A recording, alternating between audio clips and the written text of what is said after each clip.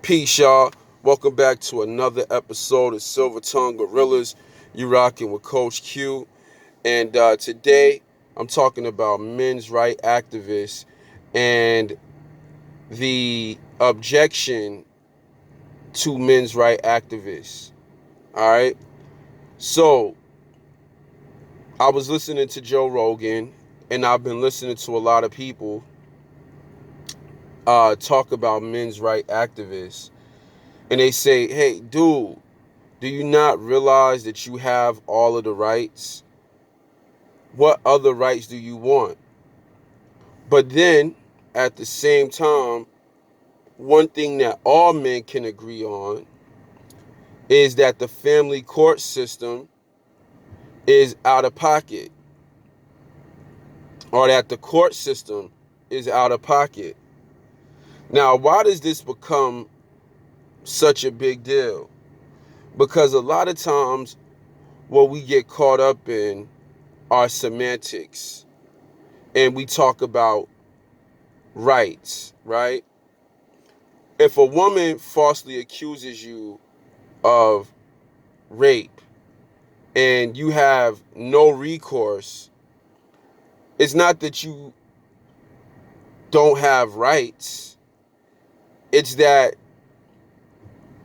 in this particular situation, it's not a question about what you have the right to do. It's about what other people have the right to do to you without you having any recourse, with you not having any defense. And so when we talk about rights, that word can be mixed and it can be, driven out of context, because this is what we know as a social convention. She's right, he's wrong. So at the end of the day, her word and what she said, unless she can be proven wrong quickly and without a shadow of a doubt, comes at the expense of men with no consequence to her. So at the end of the day, when we talk about men's rights, we can't say that that's a violation, that, this is a violation of men's rights. This is a woman falsely accusing a man. So things have to go through the system until it is found out that it's a lie. Okay? So I'm just saying here that at the end of the day, a lot of times people say, well, they play around with the word rights when we get into men's right activists and their activism, right? We can look at the statistics and see, hey, young boys are doing worse in school than they ever did, all right? And we can see that everything is towards college preparatory, right? Okay, well, you may say that, hey, that's not a violation of rights. But obviously, this is young men suffering from a system that's not meant to benefit them. And at the end of the day, you telling them they got to get in line with what's going on. And so when you look at these men suffering on many different levels, then at the end of the day, it doesn't become about rights. Like, you watch my videos every day. The best way I could put it is like this. I'm a black man, all right? Black people fought for the rights to be treated like every other human being in this country. But at the same time, a white guy can come up, shoot a black guy, say that he felt like the dude was a danger to the community, paint him as a thug, and beat the case. So even though somebody gave you rights, quote unquote, it doesn't mean that the rights that they gave you are going to be enforced. It doesn't mean that these laws are going to be abided by. Man is imperfect, sometimes willingly, sometimes ignorantly. But man creates the laws, and man can decide how they want to break the laws. When I say man, I'm talking about human. I'm not talking about gender. All right. Man and woman make law, and they can see how they want to execute that law if they have the authority as they see fit. So your rights mean nothing as when it comes to social convention, because social convention plays into the hands of the jury, which automatically sees you a certain way because a picture was painted of you in a certain way. So you have all these women talking about the patriarchy and how evil the patriarchy is. So automatically, if you're a man and you come in about men's rights, then you are representing what has been put out there by the media as an oppressive, suppressive force to women's rights, which we know is a bunch of bullcrap in terms of how it's portrayed by the media. Now, let's talk about this.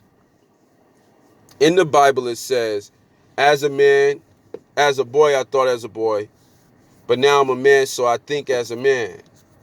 One of the things Joe Rogan agreed to was the divorce court, the marriage, the family laws, family court, and how messed up these things are for men, how badly tilted the tables are for men.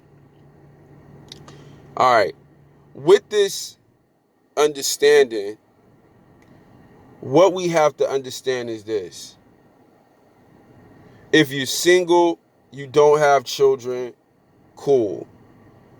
But once we start bringing children into this world, family is everything. And when you talk about what a man has built in his life, what a man is building in his life, for someone to be able to just come in and take that away from him, something that he earned, right? This is the totality of his manhood. This is the totality of his manhood. Yeah, as a boy, it's okay to say that men have all the rights. But if most men out here are married, and this is one of the number one downfalls of men, then this is like the 80-20 rule, where, yeah, you might look at marriage as a small, insignificant thing, but it is destroying our society that women have free reign and are able to do unethical things to men in the courtroom.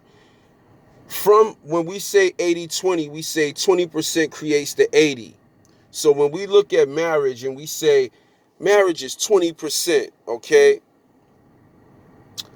And so many things trickle down just from two people deciding to get married. And you saying, okay, what trickles down from those two people deciding to get married?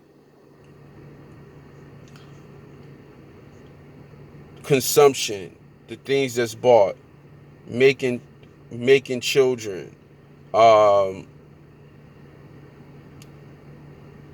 you know, it's so many things. When you think about it, you can go down a laundry list of, you know, this one small area of life, how it touches every single area.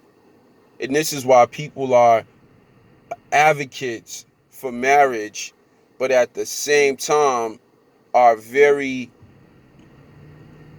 apprehensive, because they know deep down inside that marriage is supposed to be a good thing.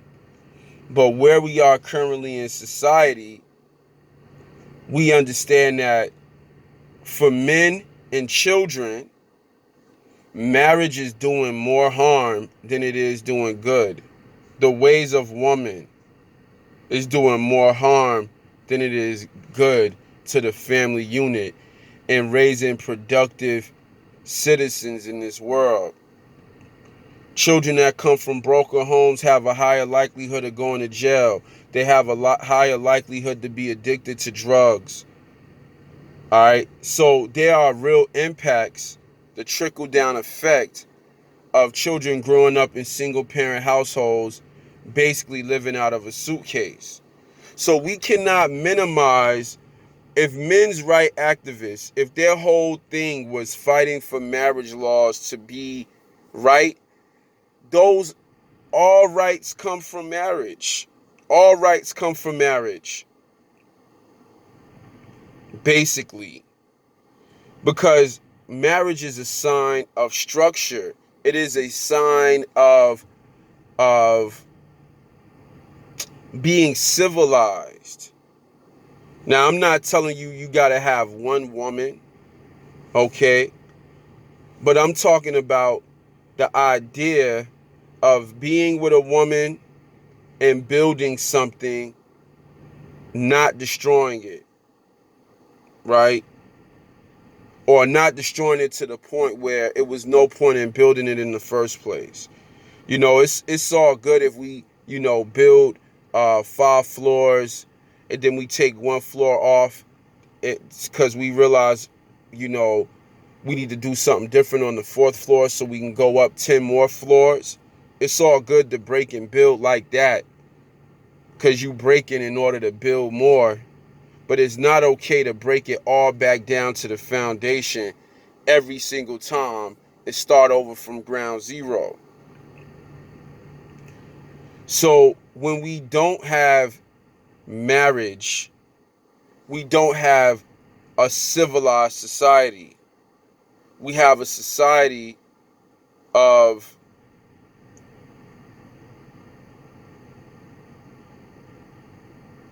division.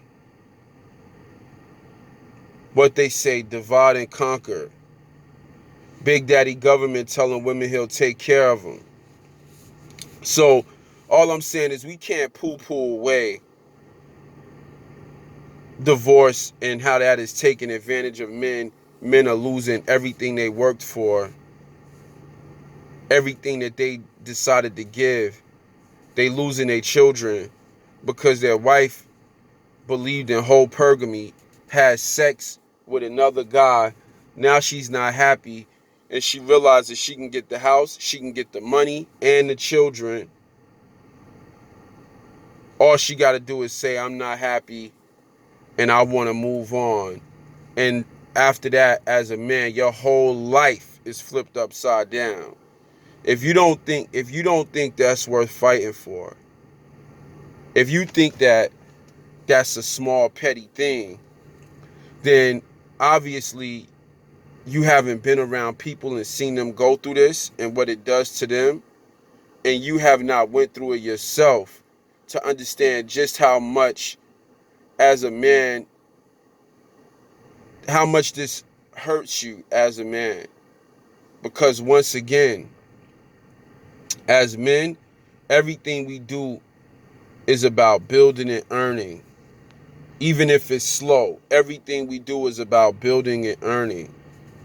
So to have that taken away from you legitimately makes men ask the question, what is the point of living? All right, so we can't poo-poo away we can't act like this is a small thing. This is the 20% that creates the 80. Not the 20% in terms of the statistics of how many people get married.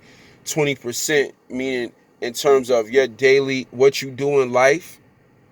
Marriage is a decision that you made that impacts how you decide to spend money. It impacts where you live. It impacts so many things. Just this one decision impacts so many things that you can't just say, oh, whatever.